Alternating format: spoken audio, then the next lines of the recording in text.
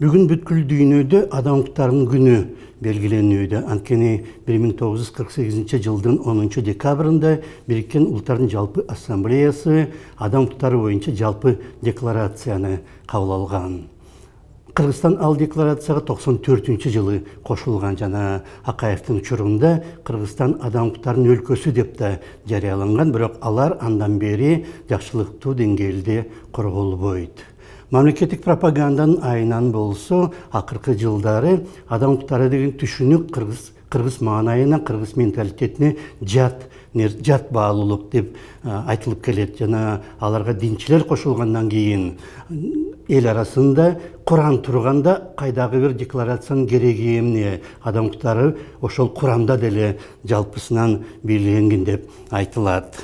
Кыргызстан былтыр президенттик башкарууга өткөндөн кийин адам укуктарынын абалы ого бетер начарлады.